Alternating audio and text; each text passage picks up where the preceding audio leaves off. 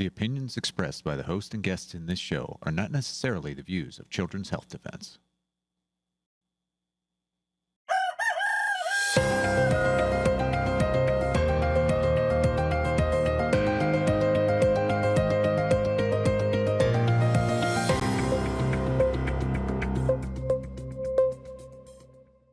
Good morning, Children's Health Defense, wherever you are. Great to see you. It's my pleasure and honor to have with us here today Sasha Latypova and Debbie Lerman, both very important writers on Substack, people who've been speaking out for several years around the COVID debacle. And I'm pleased to have them join us right now. Thanks for having us. Thank you. Hi, Mary. Delighted to see you. So we wanted today specifically to talk about the COVID dossier that you both prepared together back in February 2025 on the 5th anniversary of the declaration of emergency about COVID. And I should read also the subtitle to the COVID dossier, A Record of Military and Intelligence Coordination of the Global COVID Event. So maybe why don't you start by telling us a little bit about the dossier and why it was so important to bring out on this 5th anniversary. Sasha, do you want to start and then we'll get Right. Well, Debbie. it was actually Debbie's idea to compile this dossier, and she contacted me. We've collaborated on it for a while. And we gathered information, both the documentation that we had and also solicited from our readers. And so now we've assembled a dossier that covers pretty much every region of the world, and especially the Western countries, the US, obviously, UK, EU, but we also have information for Latin America, for Asia, and countries that are non-EU, for example, Switzerland, all demonstrating the same pattern. And so you continue to update it, and it's there on your respective Substacks and on the Brownstone? Great. Yes. Great. The updated versions are on our Substacks, so that would be where to see. Great. Yeah. So I think, correct me if I'm wrong, but the implication, so I think you explained that the basis for this emergency declaration in the United States and elsewhere is really that there was some kind of chemical, biological, nuclear, or radiological event. And so in some sense, this is a tacit recognition that there was a biological agent, a biological weapon. Is that how you would see this, or how would you explain this shutdown on the basis of this virus? Well, I just want to say, in terms of the declaration, it actually was, so February 4th was not any kind of public declaration. Nobody in the world anywhere thought that this was a extremely dangerous or pandemic or national security or anything on February 4th, 2020. Nobody in the United States had died. There were very few cases. There were a few hundred people who had died in China. That's it. And so the declaration that happened on that day was a secret in the sense, I mean, it was in the public record, but nobody reported on it and nobody knew about it. And it was the declaration of emergency for the Emergency Use Authorization and the PrEP Act, which are the two laws that negate all regulatory oversight and all legal responsibility for anyone who makes military countermeasures in the case of a CBRN attack. And so what you're saying, Mary, is true. The laws that were invoked and the emergency declarations that were made in order to invoke those laws that were not told to anybody, except the pharmaceutical companies and the biowarfare industrial complex, those are dependent on, well, the EUA specifically is dependent on there being a declaration that there is an emergency or a potential emergency involving a biological, chemical, radiological, or nuclear attack. And so you could take it to mean that those declarations were a tacit statement, that yes, there was such an attack. You could take it to mean that, but it doesn't necessarily mean that. Mm-hmm. it means that they use those laws in order to reach that sort of non-legal, extra constitutional state, which is a state of emergency in which, as I said, none of the laws or regulations applies. They might have done that because there was an actual biological agent that was involved, or they could have done that because they just wanted to be in that state where there was no oversight and where there was no legal recourse, no legal responsibility. Mhm. Yeah. Actually, the I wanted to add to that it is I agree with Debbie. It doesn't necessarily mean that there was a biological agent or chemical or radiological or CBRN. They're called CBRN agents. So it doesn't mean that. It just means that the government and whoever made those announcements wanted to be in the state where no regulations apply and no liability applies for their actions.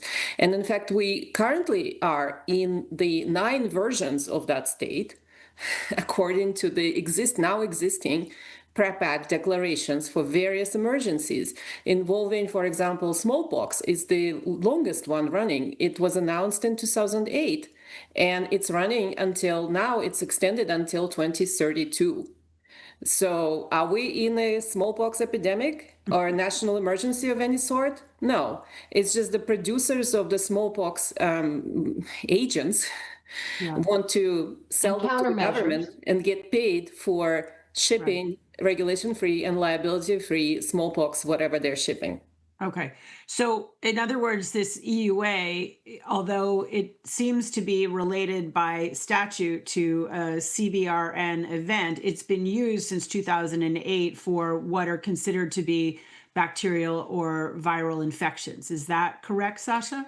Right. The infections meaning the products. So the military industrial complex, their suppliers, pharmaceutical companies and other contractors want to produce products which are unregulated and are liability free for whatever reason, and want to ship them to the government and get taxpayers' money in return.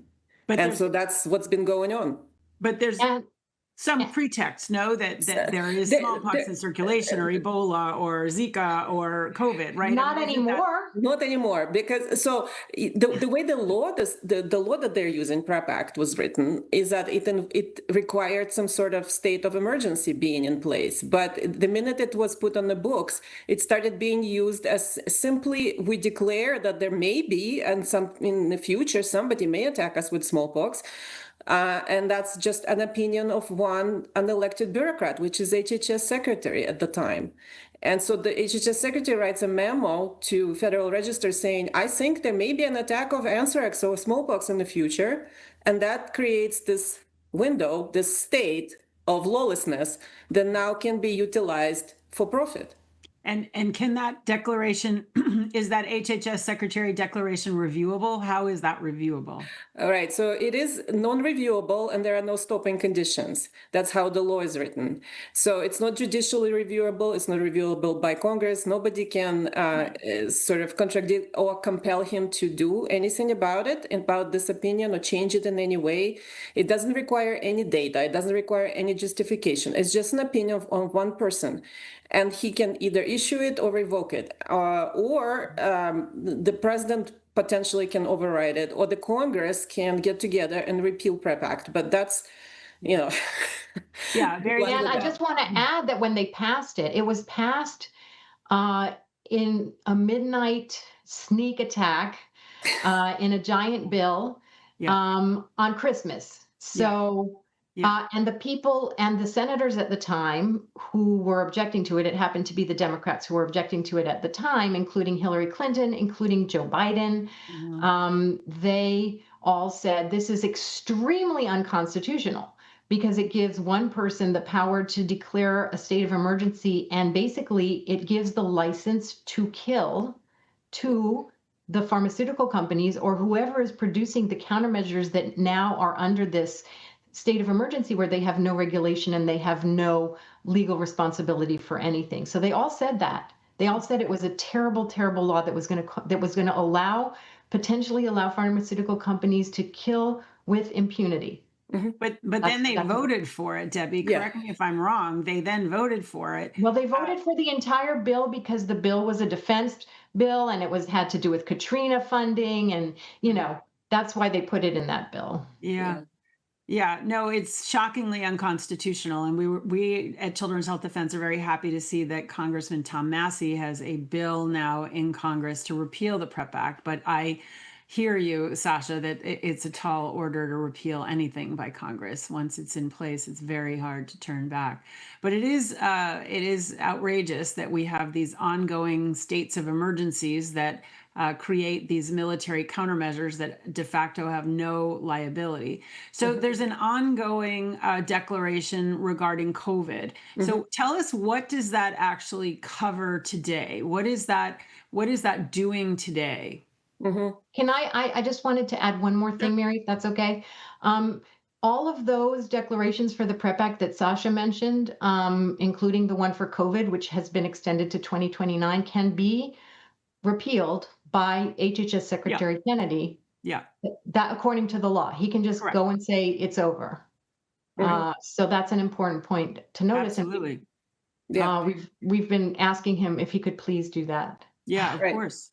Of course. Yeah, so exactly. So the existing COVID declaration, it was made actually in March, but then was made retroactive to February 4th, 2020, which we will Right. discuss exactly why. So Debbie's right. This date, February 4th, 2020, was deliberately held. These declarations were kind of held confusing and secret from the public. Then it was extended about a dozen times, and most recently extended by Javier Becerra, outgoing HHS Secretary, in 24, and it was extended to last until December 31st, 2029. The Secretary Kennedy is fully aware of the fact that he can revoke it by himself according to the law. I personally spoke to him about this fact. He knows that that's what we want him to do. I wrote an open letter to him about it, because what in effect this open declaration, it basically allows pharmaceutical companies to continue shipping regulation-free and liability-free, very dangerous products onto the public and lie about them. So important part that about countermeasures that's written into the PrEP Act itself is that they can be legally adulterated or misbranded. Adulterated means that any contaminant, any poison can be in them legally. Any material can be in them legally. They do not have to comply with anything that says on the label. They do not have to comply with anything that pharmaceutical companies are advertising about them. In fact, safety and efficacy are wholly inapplicable to these products. They cannot be found safe or efficacious because there is no legal process to do so. They can only be labeled as EUA countermeasures. Labeling them as Comirnaty or safe and effective vaccine for COVID is legal, but they're lying. So the companies are lying about the labels of these products. FDA is lying about the labels of these products, but nobody is violating the law here. And that's why I wrote that letter, and I'm asking the HHS at this point, not just, I see that they are not planning to terminate the declaration anytime soon. But what I'm asking them about is to make public disclosure about what I just said, because PrEP Act also requires them to explain to the recipients all known risks about these products. And what I've just described, the major unconstitutionality of it, the fact that they can be adulterated or misbranded, are known risks, which they are not disclosing. I think, as you point out in the dossier, the justification for that, such as it is that these EUAs were only intended in the event of a mass destruction or mass weaponization, mass attack on everybody. And so anything almost would seem less dangerous than what they were allegedly fighting against. Is that right, Debbie? Yeah, that's how they structured the laws. I mean, we don't know what the intent was when they passed them, but the declared intent was exactly what you said, Mary. It's, well, let's say there's an anthrax attack on New York.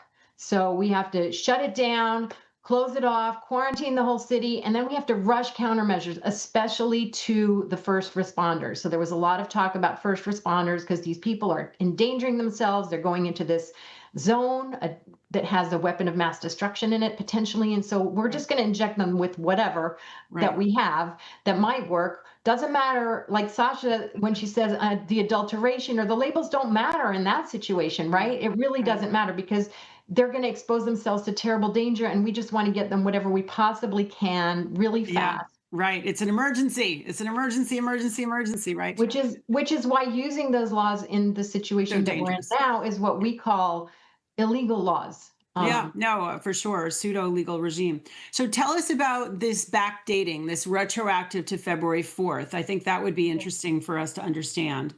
Right. So when they made that declaration in March and then backdated it to February 4th, we didn't know why the backdating happened. But then later on, it became evident why. I received a whistleblower tape. It was recorded from internal meeting at AstraZeneca at the end of 2020, when AstraZeneca, as remember, they didn't get their vaccine approved in the US, but they did get monoclonal antibody approved. And this was an internal executive meeting with participation of their CEO, Pascal Soro, and Mark Esser, VP of monoclonal antibodies. And they were discussing their success, celebrating their success of approving monoclonal antibody. We were very happy. And in that tape, about 6 minutes, Mark Esser says, we can actually play the clip, but he says that they had been approached by DARPA, DoD, Department of Defense, in 2017 to participate in this consortium where DARPA would be identifying pandemic potential viruses and pharmas would be making vaccines and therapeutics for them within 60 days. To which Mark Esser says, I thought it was science fiction at first, because that's a proper reaction for anybody familiar with how drugs are made, is that it's a total science fiction. First of all, there's no method to identify pandemic potential viruses a priori, and it's written into all sorts of scientific literature, including large textbooks co-authored by Ralph Baric, who says there is definitely no scientific method today to figure out how a virus would behave as far as potential for pandemic until you have an actual experience. And here DARPA in 2017 says, oh no, we're just going to predict the future. We have magic crystal ball. And you guys will cook up chemicals for us within 60 days so we can ship them and inject in everybody. You know, Mark Esser had reservations about it, but AstraZeneca liked the DoD money and, of course, signed up to the consortium. Now, you know, in 2020, he says, and then it was not surprised for us when we received a phone call from DARPA on February 4th saying that COVID has been declared a national security threat. So, you know, thinking back to February 4th, what kind of national security and based on what? And we still don't know how that decision was made, who made the decision, based on what data and information. It still is a classified national security secret. Wow. So I think your dossier makes very clear that this is not really about public health, that this is a military operation that was globally coordinated. Mm-hmm. So tell us a little bit more about what you make of that global coordination and what was obvious, as you're saying right now, Sasha, the pre-planning of government reaching out to the pharmaceutical industry, reaching out probably to other agencies and institutions to get them ready for whenever this call was going to be made. Mm-hmm. So it's really important. That's an important question because the reason why the dossier is still very important now, it's not, and COVID is also still very important, even though people don't want to talk about it anymore. It was very traumatic and it's understandable why people don't want to talk about it, but it's extremely important to understand that it is just a part of a continuum of trends that are on a global level in terms of public-private partnerships between global corporations, the global military industrial complex, tech companies, and the banking, the international banking industry. So those are what the person who popularized the term deep state, that's what he meant. He didn't mean a bunch of bureaucrats. He didn't mean the administrative state. He didn't mean firing some people at CDC as in solving this problem. The problem is a problem of a huge conglomerate that's working outside of national governments and outside of the legal restrictions and constraints that you might have in a democratic system. And so during COVID, what happened was that the biodefense industrial complex, or the public-private partnerships, which are the pharmaceutical companies and the military intelligence alliances, and the banks that finance them and that benefit from them, and all of the institutions that got sucked into that, which are all the academic institutions and the research institutions, and the NGOs like the Bill and Melinda Gates Foundation, and the Wellcome Trust, which were two of the biggest ones. So those are all the bodies and entities that benefit from disasters like pandemics. They've been planning for it for decades. And they have planning exercises, and they tell us what they're going to do, which is they want to lock everything down and wait for a vaccine. Because by doing that, they also wanted to shift the economy into what they think is the 21st century economy, which is we need to wreck all the small businesses. We need to go pretty much online with everything. We need to have vaccine passports, which is a segue to digital ID. We need to segue to digital currency. All of those things, the foundation was laid, or a major step was taken during COVID. And that's why it's extremely important to understand the military intelligence aspect of it, because that's how it was run. It was not run as a public health event. It had nothing to do with public health at all, really. It was an anti-public health response, because a public health response is the opposite. You tell people not to panic. You tell people to live their lives as normally as possible, and you treat people if they're sick. That's the public health response. Sorry, go ahead. No, and so that's why I think Sasha and I continue to talk about this, because it's happening. It's continuing. Sure. All of this is still happening. And it's accelerating, and it's not just about pandemics. It's also about artificial intelligence, and it's also about climate and Agenda 2030, which is all of the global governance plans that sort of manifested during COVID. Yes, that COVID sort of brought to the fore, the fourth industrial revolution, right? The sort of Klaus Schwab World Economic Forum. And I think, Sasha, you've been very clear that everything that happened with pharma and the clinical trials and the FDA, that was all essentially theater and window dressing. Is that right? Yeah, that's correct. So again, using the legal framework, one of my large points of frustration is the whole health freedom movement. 90% of it, over 90% of it, is people just talk about safety and efficacy of these vaccines.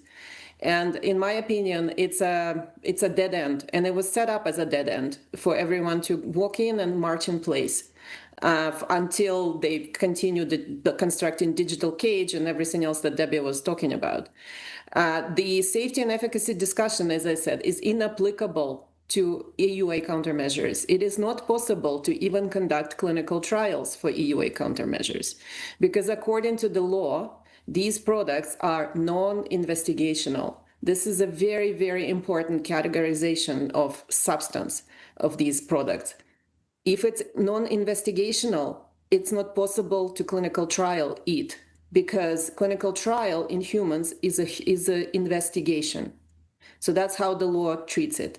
Since it's non-investigational, and in addition to being non-investigational chemical substance, the chemical substance can be freely adulterated with any poison. And it is also okay to lie about it if you are covered person using it as a covered countermeasure, meaning you're following HHS and DOD orders when using it. Then, as Debbie said, it's a license to kill. You can kill as many people as you want, or don't want, as many as they tell you, and be fully absolved from liability. And the whole sovereign immunity of the state will be applied to absolve you from liability. So I just explained to you that these products are weapons. There is only one conclusion that arises from it. If it's a non-investigational, can be adulterated as poison. Anybody who is injuring or killing people with them absolved from liability, they are weapons. There's no other space into which all of this falls, other than it's a weapon, and it's used as a weapon. Right. And the people who are using it as a weapon are absolved from liability, just like the soldiers in the combat field if they kill or injure anyone. Right.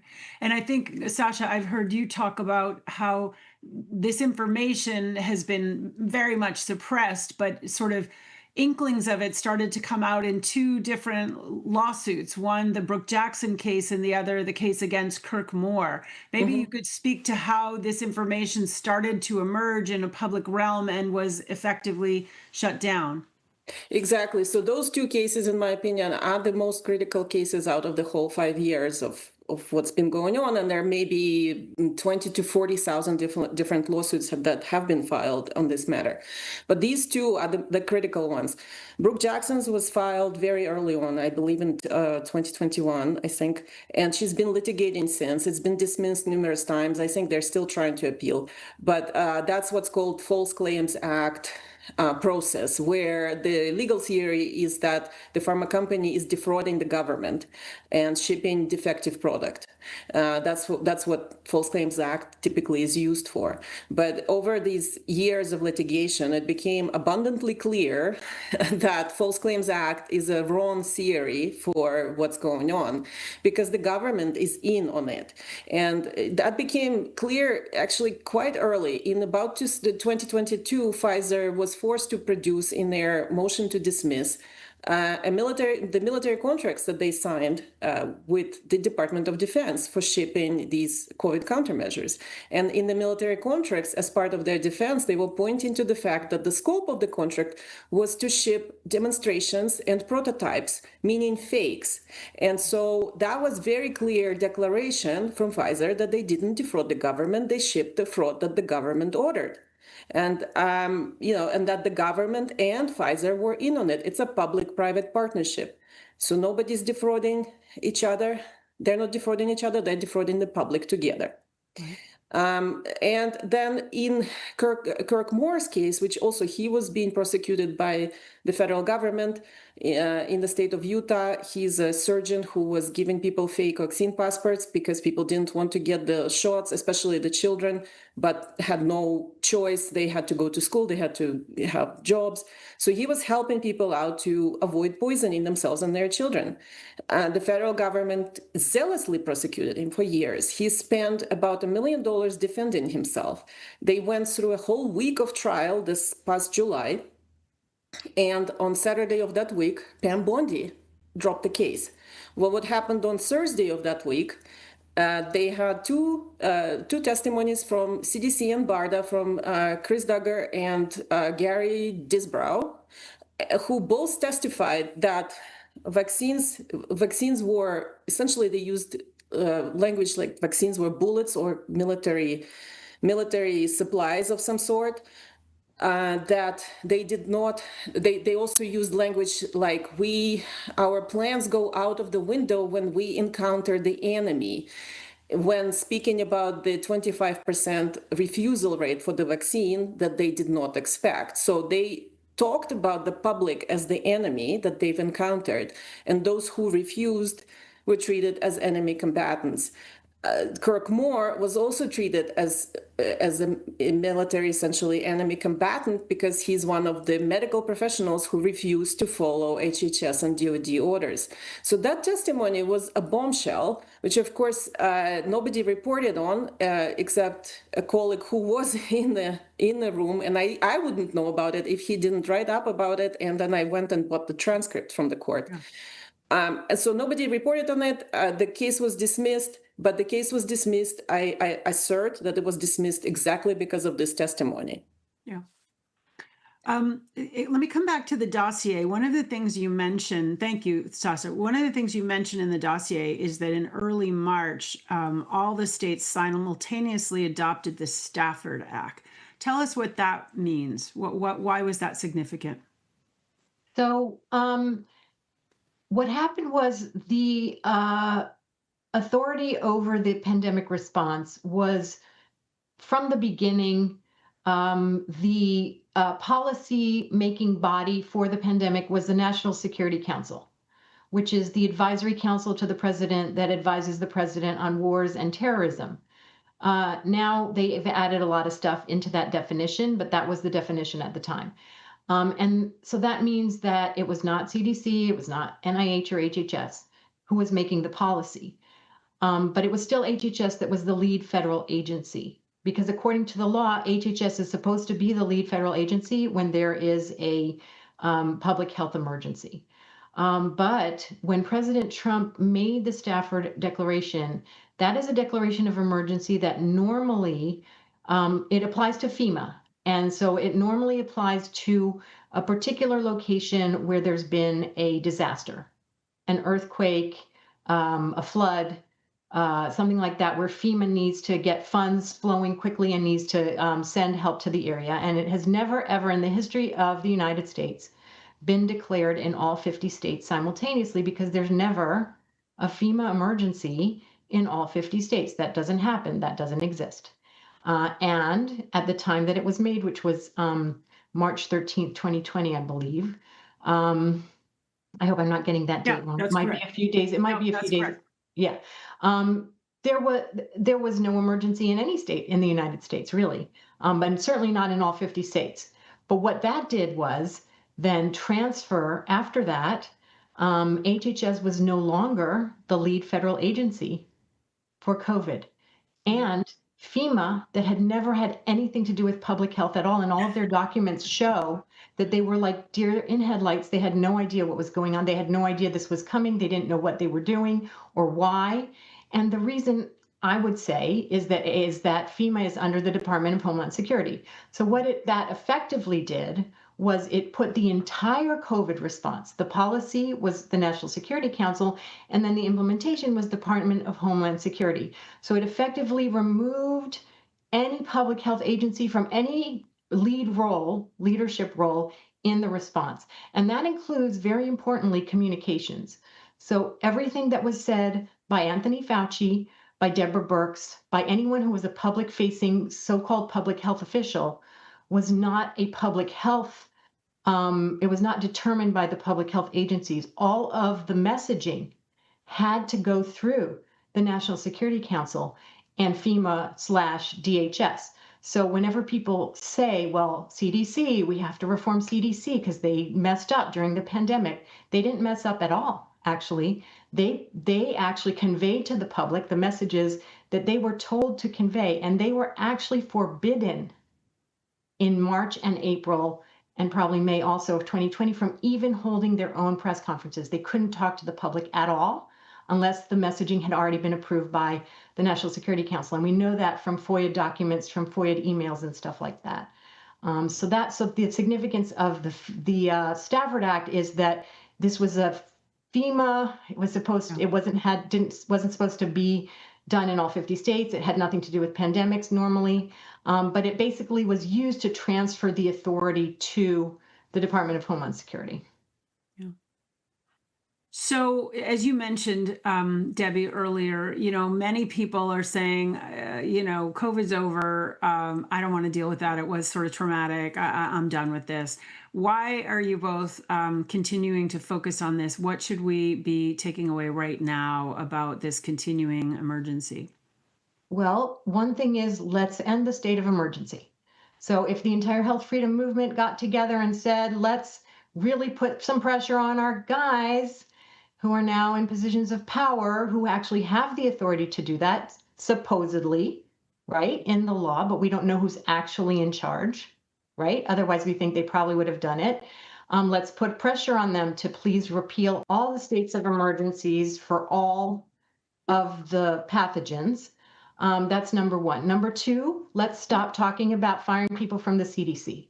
If you want to get rid of government, bureaucrats, that's fine. That has nothing to do with the pandemic. It has nothing to do with public health or preventing another, COVID situation. Let's talk about what we really need to do, which is look at the biodefense industrial complex, which is what nobody wants to do.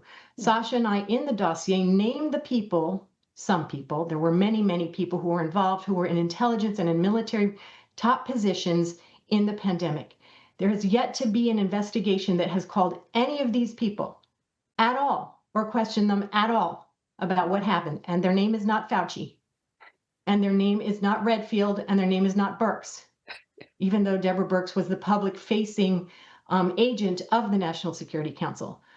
So we name a lot of names in the dossier, not just in the United States, but in every country. If anybody wants to do a real investigation of COVID, you can start with those names.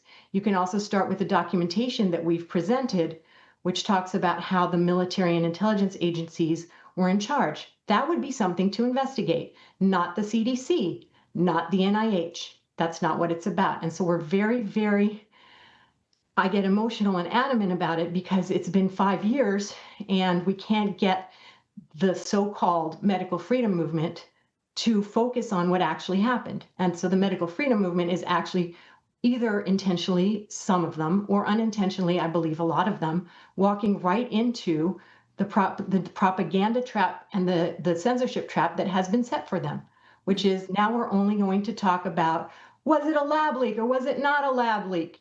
You know, are the vaccines safe and effective? Are they not safe and effective? Let's take a step back and say, wait a minute, what actually happened? Who was in charge? How did they run this global operation? And how can we protect ourselves from this global operation, which is ongoing, And which we should be focusing on every day. There are things happening every day that are the consequences or the sequelae, which is the continuation of what happened during COVID in terms of digital IDs, propaganda and censorship, not just in Europe. We're not in a golden age in the United States. I hate to tell the audience this, but we're not in a golden age of free speech and, you know, the censorship is over. No, I'm still censored. Sasha's censored massively on all social media, and we think that probably it's happening on Substack as well. So, and many people who write about things that are not partisan. This is not a partisan issue. That's another thing I really want to emphasize.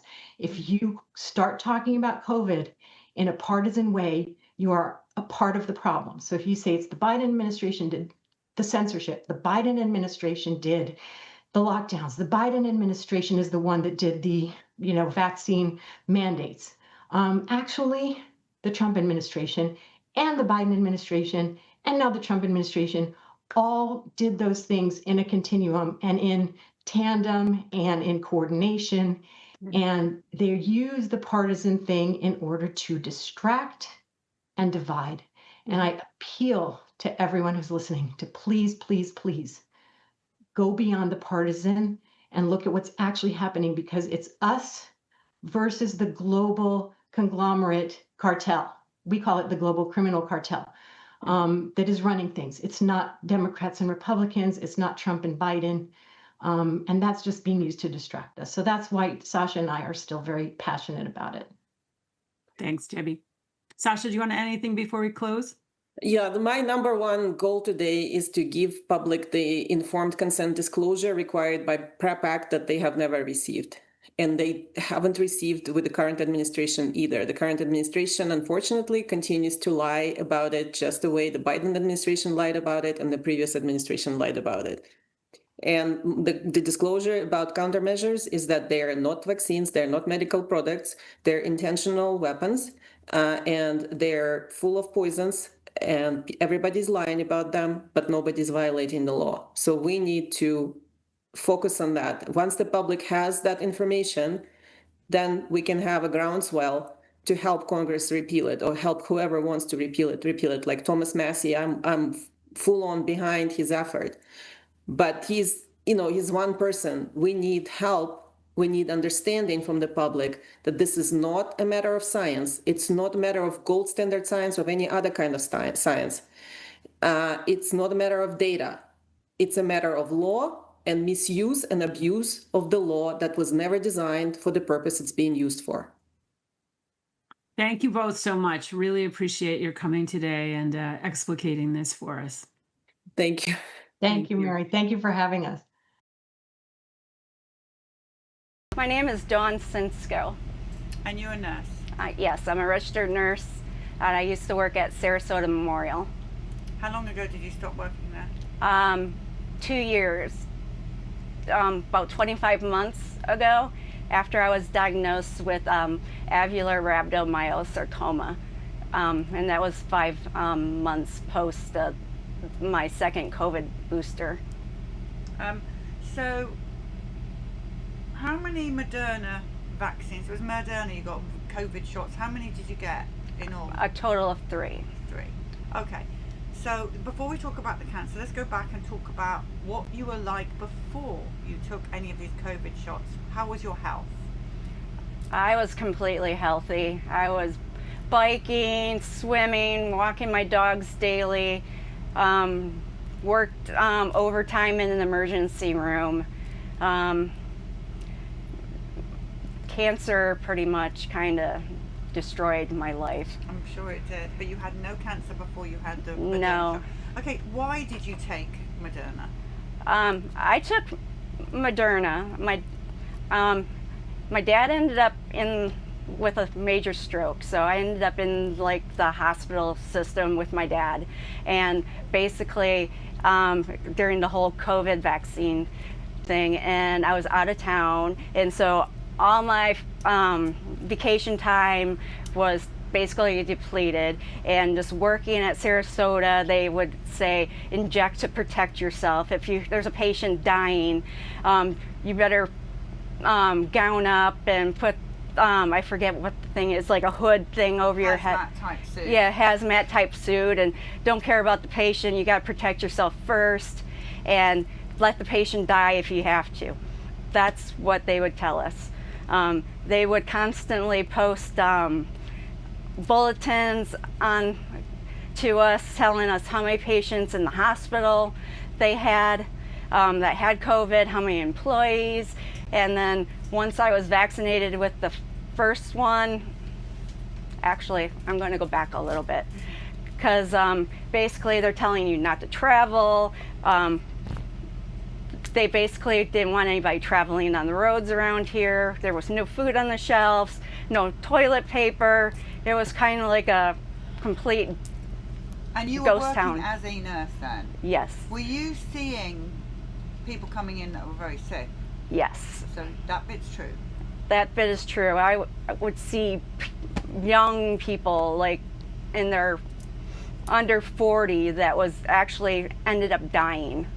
Did they take the COVID shots, those people? I You don't know. not positive. I Okay, can't. so you don't know if they were vaccinated or not. I do not know that. But you did definitely see people dying in hospital. I definitely saw people dying, and then they would tell you there was shortage of ventilators, N95 masks. That they would be telling us there's a shortage of masks. Basically, they would be hiding them in their offices. The managers would. They would make us wear the same N95 mask for 3 weeks and tell you to autoclave your mask, and the efficiency of your mask is basically only for a one patient use, so you're not really getting protected. They would basically blame you if you got COVID. Basically 2 weeks before I got my first COVID vaccination, I had flu-like symptoms. They did not want to test you because there was limited tests for the COVID, to test you for COVID, so they didn't want to test you. He's like, oh, you either have the flu or COVID, so they put viral syndrome. And because it said viral syndrome on my piece of paper that I brought to work, they made me take vacation. So basically, if you had COVID, you're basically on your own. You felt like you were kind of bullied into taking the vaccinations. Okay, so after your third, any injuries or you just... I had cancer at the time. Oh, you after your third shot? I thought you said it was 5 months after. That was after the booster. Okay. So basically, I got the first shot Moderna in 2020 when it first came out at the end of December. And then I got the other one in January, and then I ended up having the worst headache of my life with basically my eye was bulging out of my head. It was crushing my nasals, and basically it was causing vision changes. Talk us through this. It was causing vision changes where it was looking like a 70s picture, where like color fades and everything. And basically at that time my dog also had like a infection in his eye, so I was using his eye steroids, so I thought it was just like a regular eye thing, and I checked into the ER, and that's how I found out I had cancer. And basically, So what are we looking at here? Are these your eyes? those are my eyes. This is a huge tumor, about It's huge. the size of a softball behind my eye, and I had mets to the back of my skull and 12 different areas of my bones. And basically what this cancer is, it's called myelosarcoma, which is muscle loving. So it can go anywhere in your body. My question is this. If it's 5 months after your Moderna shots, how long do you know how long it would take to grow a tumor that big? They said it was the most aggressive cancer that they've seen, but I was developing mild headaches like after the Moderna shot, but I didn't think anything of it because I thought I was perimenopausal because I had a hysterectomy. So I'm like, I didn't know if I was, because I still have my ovaries. Sorry, I'm talking with my hands. So I just basically thought it was just like a hormone thing. And then they checked the pressure in my eye, and my eye was bulging out of basically my head. The pressure was up, and I found out. So what did they do to help you? Is that tumor out? Basically, I got bounced around from hospital to hospital because nobody ever seen this type of tumor before. It's usually found in little kids and also dogs after post-rabies vaccinations. And basically I was transferred up to Tampa General, which is an hour away. They wanted to do a biopsy of it at the bedside because there wasn't enough operating rooms during COVID time, and I'm like, there's no way you're going to do that to me. And then I ended up going to see a cancer specialist here. They didn't want to touch me because they'd never seen this before. So I ended up going to Moffitt Cancer Center, and they had to give me a pediatric cancer doctor to take care of me that only seen a couple cases of this before in kids. And basically I ended up doing a clinical medical trial that's NIH approved and FDA approved. And I ended up over 120 hours of chemotherapy. I had 90 sessions of radiation and over 40 days of staying in the hospital where they thought I was going to die. And then what happened? And basically I had a few months of remission, and then the cancer came back again. In the same place? In a different place.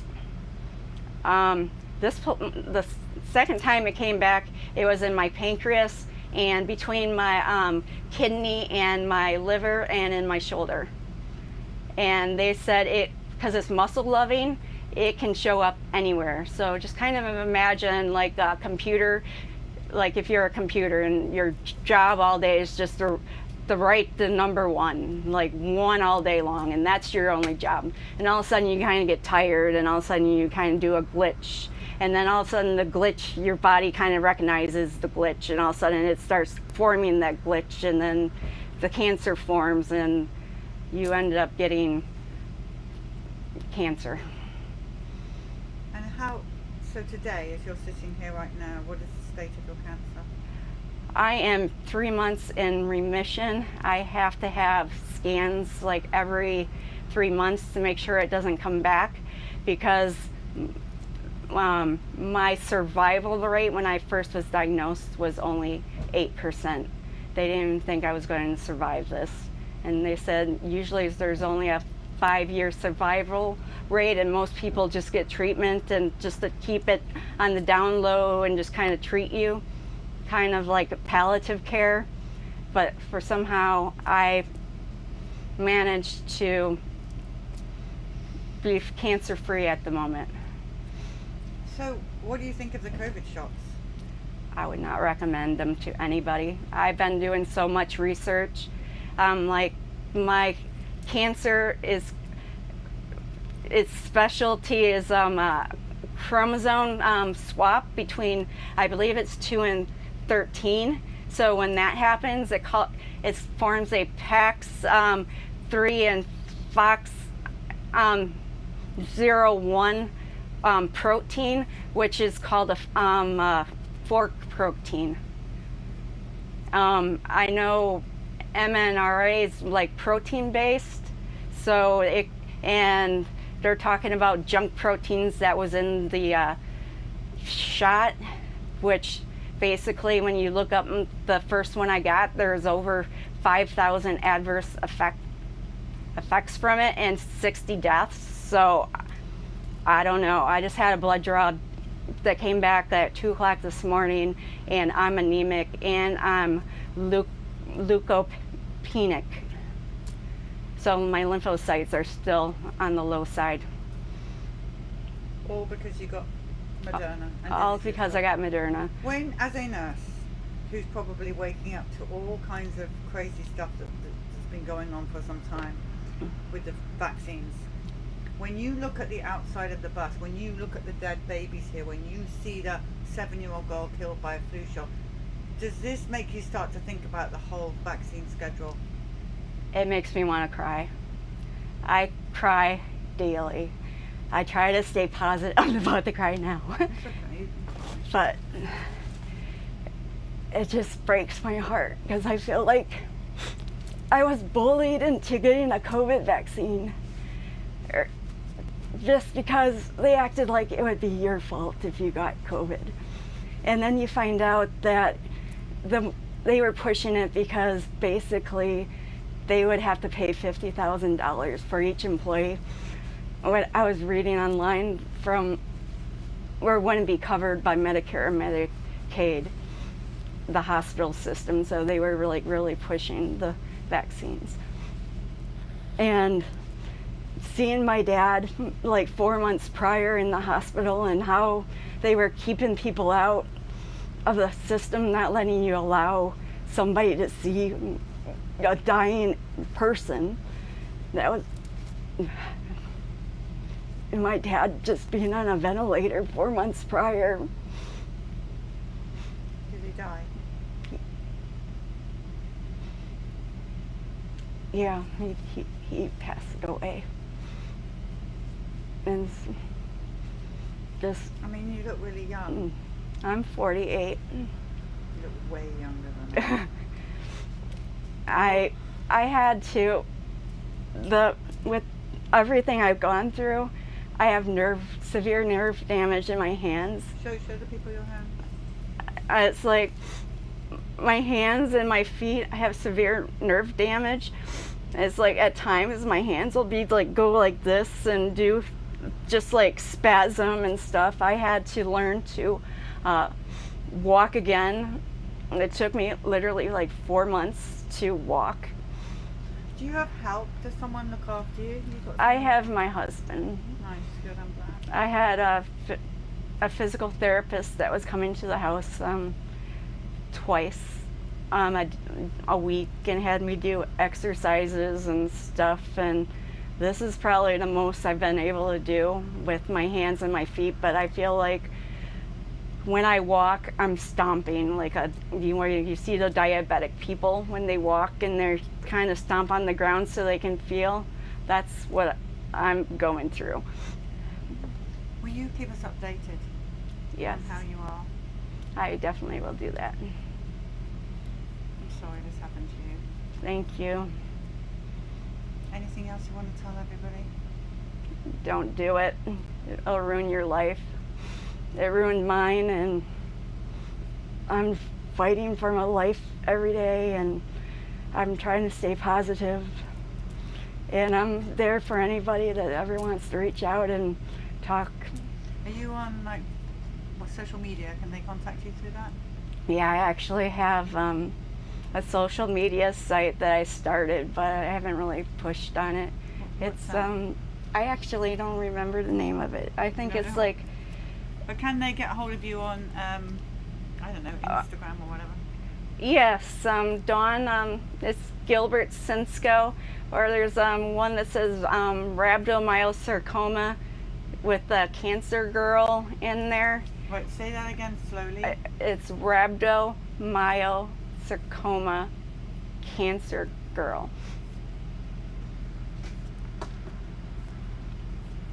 Okay, I do not. I'm going to make you find it on there. I'm going to make her find it, and then I can, because I think it's important that It's actually you on get- Facebook, not Instagram. I'm not on Facebook. They took me down from Facebook years ago. Okay, we'll sort this out for everybody. To everybody listening, I know that you're sharing you in so much love, and thank you for that. This is tragic, totally tragic. What's happened? Thank to you. It's not okay.